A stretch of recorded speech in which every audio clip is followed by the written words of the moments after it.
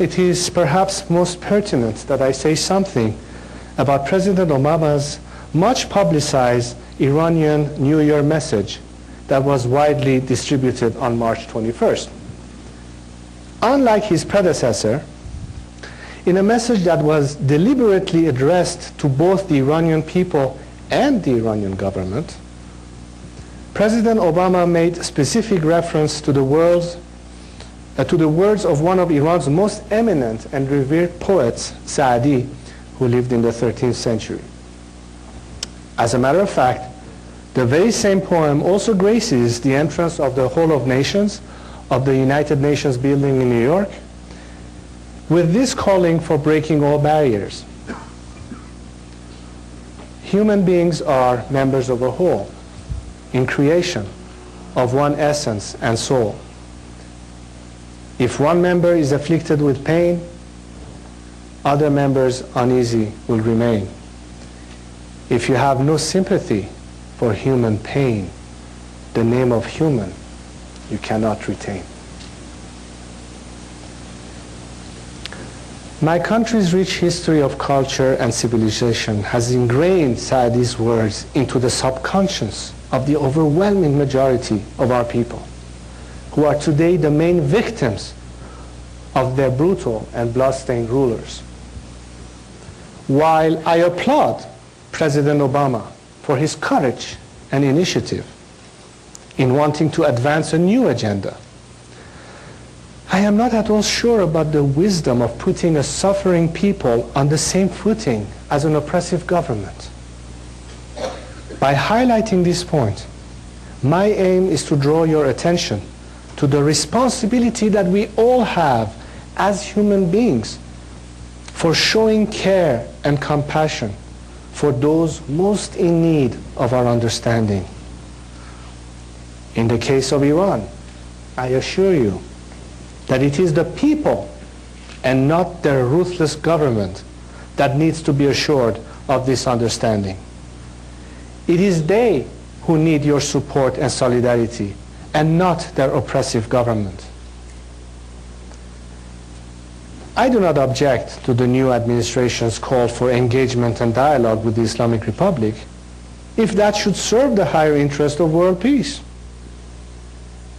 But if a sober assessment should bring us to conclude that the Islamic regime is unlikely to deviate from its ideological line of enmity towards the United States, then it may be worth recalling that the real Iran has little in common with those who have usurped power and faced the world with a clenched fist. This is a good juncture to tell you why the debate between idealists and adherents of realpolitik has not led to a solution for dealing with the Islamic Republic effectively. Idealists emphasize democracy and human rights over security and economic interests, while realpolitik does the reverse. But in the case of Iran, this is a false dichotomy. Here, idealism is realism. The history of nuclear diplomacy with Iran provides ample proof that external economic and diplomatic pressure are not enough to make the clerical regime change course.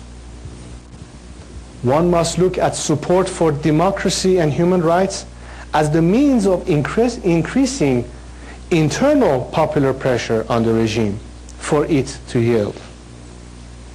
It is not that diplomats should add human rights and democracy to their list of demands, adding to their burden.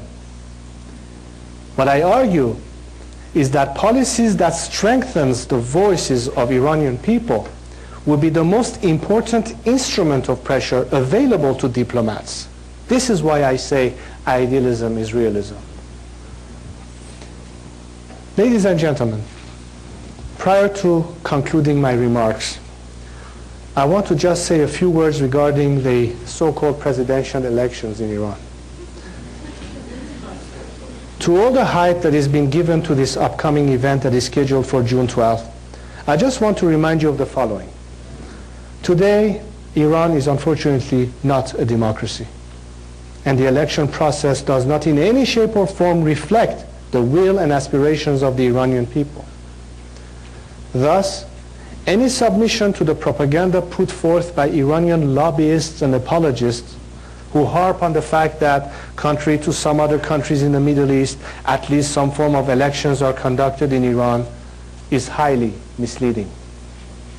In simple terms, all the candidates are closely vetted by the state, and irrespective of the kind of differences that they may have in style or presentation, they all adhere to the same agenda when it comes to most issues of consequence to ordinary people in the country or the international community. At the end of the day, the elected must carry out in full whatever decision or policy that is prescribed for him by the country's supreme leader. In short, whether Ahmadinejad is re-elected or not will not make much of a difference. Ladies and gentlemen, in closing, let me reiterate that my compatriots' hopes and aspirations for a promising future in a free and prospering society should not be compromised for the sake of certain ploys that will in all probability come to nothing.